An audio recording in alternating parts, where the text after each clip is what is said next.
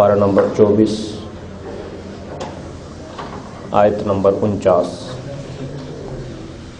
اعوذ باللہ من الشیطان الرجیم بسم اللہ الرحمن الرحیم.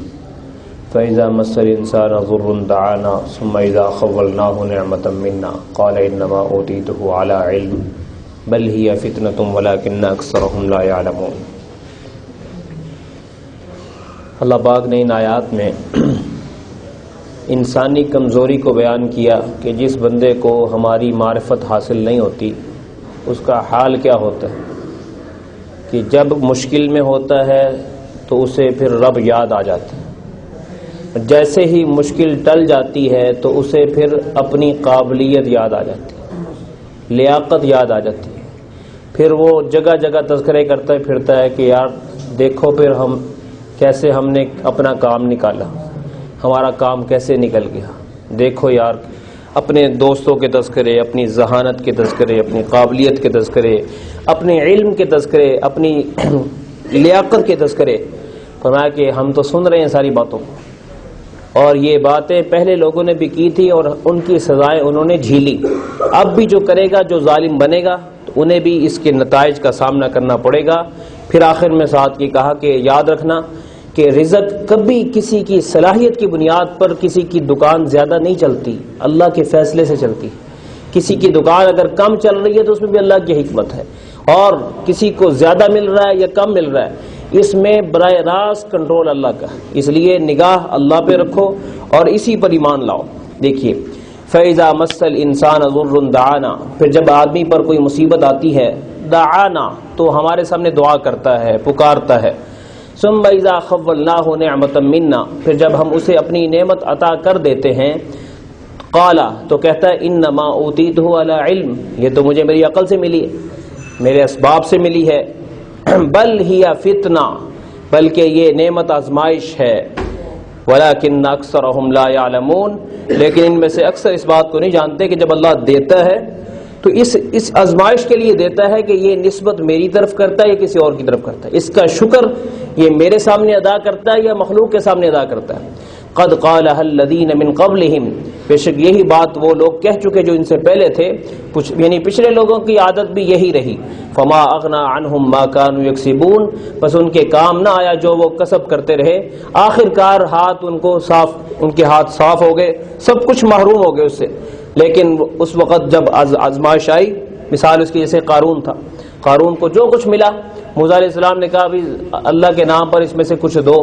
کہنے لگا کہ یہ تو میری قابلیت کا نتیجہ ہے, میں کیوں دوں. تو لفظ وہاں بھی آیا انما اوتیتہ علی علم عندی, میں اپنے علم کی وجہ سے مجھے ملا, میری قابلیت, میرا تجربہ ایسا تھا. ہر ایک کو کیوں نہیں مل گیا؟ تو پھر اس کو اللہ نے زمین میں دھنسا دیا. کہا اسی طریقے سے جو بھی کرے گا تو ان کو بھی اپنی کمائی بھگتنی پڑے گی. فاصابہم سیئات ما کسبوا, پھر ان پر ان کے اعمال کی برائی آ پڑی, برا نتیجہ ان کو بھگتنا پڑا. والذین ظلموا من ہؤلاء, اور ان میں سے جو لوگ ظلم کر رہے ہیں, سیصیبہم سیئات ما کسبوا, ان قریب ان کو بھی برے نتائج کا سامنا کرنا پڑے گا. وما ہم بمعجزین, اور یہ عاجز کرنے والے نہیں اپنے اللہ کو. اب اللہ تعالیٰ جو فیصلہ کرتا ہے وہ پورا ہوتا ہے. اولم یعلموا, پھر سمجھا جا رہا ہے کہ انہیں معلوم نہیں, ان اللہ یبسط الرزق لمن یشاء ویقدر, کہ اللہ ہی روزی کشادہ کرتا ہے جس کی چاہے اور تنگ کرتا ہے. ان فی ذلک لآیات لقوم یؤمنون, بے شک اس میں ان لوگوں کے لیے نشانیاں ہیں جو ایمان رکھتے ہیں. ان کا ایمان کامل ہوتا ہے, ان کو جیسے جیسے نعمتیں ملتی رہتی ہیں ان کا شکر بڑھ جاتا ہے. کہتے ہیں نا کہ پھلدار درخت جو ہے نا, اس درخت کا پھل جتنا وزنی ہوتا ہے درخت اتنا متواضع ہوتا ہے. اسی طریقے سے جس کے اندر توحید دل دماغ میں سرایت کر چکی ہو اس کو اللہ بادشاہ کیوں نہ بنا دے, اس کی عاجزی بڑھ جاتی ہے. اور جس کے دل دماغ میں عقیدہ توحید نہ ہو تو وہ اکڑنا شروع ہو جاتا ہے, اس کی چال ڈھال انداز گفتگو بدل جاتا ہے. وہ لفٹ بھی نہیں کراتا کسی کو, چلو میں نہیں کر سکتا. تو اس لیے یہ تو انسان کی عاجزی, توحید کے عقیدے والے کے اندر عاجزی آ جاتی. آج ہمارے اندر جو اکڑے ہیں اس کی وجہ ہمیں معرفت ابھی حاصل نہیں, ورنہ جیسے ہی بندے کو ایمان کامل مل جاتا ہے ساری اکڑ ختم ہو جاتی. وہ کہتا ہے میں کیا, میری حیثیت کیا ہے. قل یا عبادی الذین اسرفوا علی انفسہم,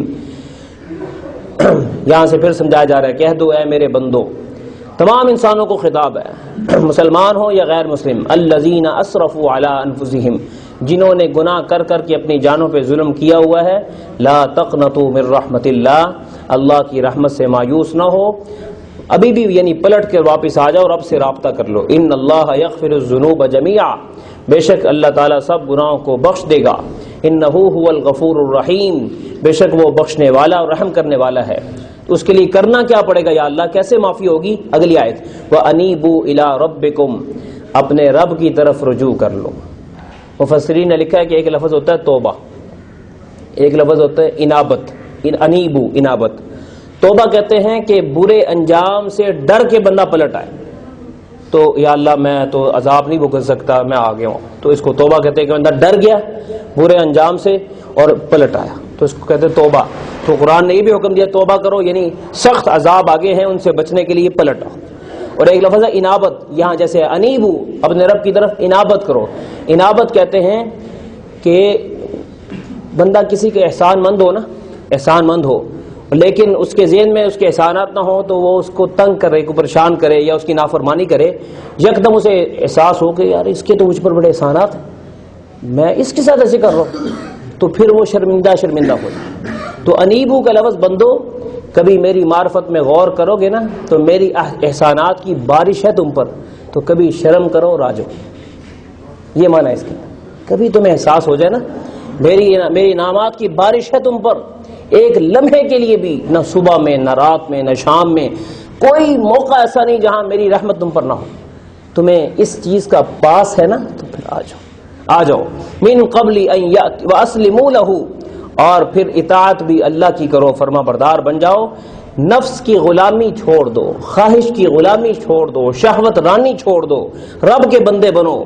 من قبل ان یأتیکم العذاب، اس سے پہلے کہ تم پر میری گرفت آ جائے، میری پکڑ آ جائے، ثم لا تنصرون، لیکن جب پکڑ ہماری آ جائے کرتی نا پھر مدد نہیں کی جائے گی تمہاری، پھر تم جو مرضی اس وقت کہو گے، لیکن ابھی اس وقت تو قرآن کہتا ہے اسبروا او لا تصبروا، صبر کرنا ہے تب بھی مار پڑے گی، صبر نہیں ہوتا پھر بھی مار پڑے گی، کیونکہ اب وقت ختم ہو گیا، یہ آخرت میں کہا جائے گا، یہاں دنیا میں بلایا جا رہا ہے کہ مدد اس وقت مدد نہیں ہوگی، ابھی مدد ہو سکتی ہے، آ جاؤ۔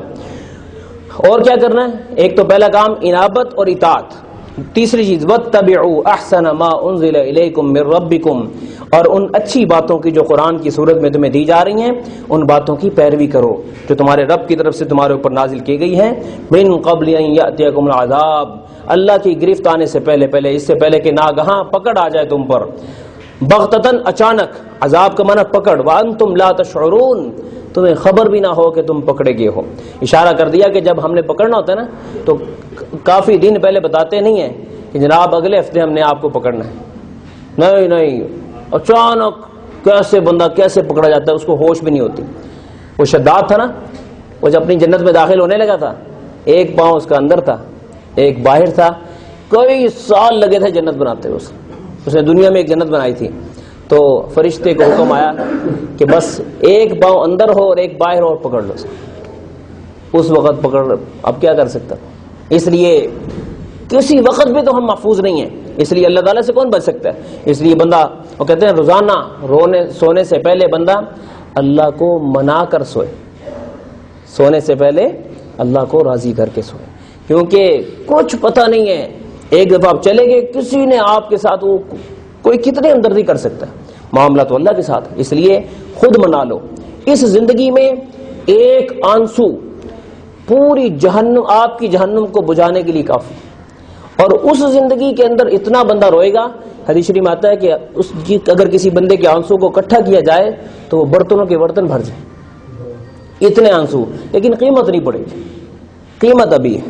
اس لیے آج کی زندگی میں آنسو، دنیا کے ڈر سے آنسو نکلتے ہیں، لوگوں کی وجہ سے آنسو نکلتے ہیں، رب کے خوف سے آنسو نکلتے ہیں، اور یا رب کی نعمتیں کھا کے شرمندگی میں آنسو نکلیں کہ یا اللہ اتنی نعمتیں کھاتا ہوں کہ میرے دانت گھس چکے ہیں پر میری زبان شکر کے لیے تیار ہے، یا اللہ مجھے احساس دے دے، مجھے شرمندگی کے احساس ہی دے دے، یہ بھی اللہ سے مانگنی چاہیے یہ بات۔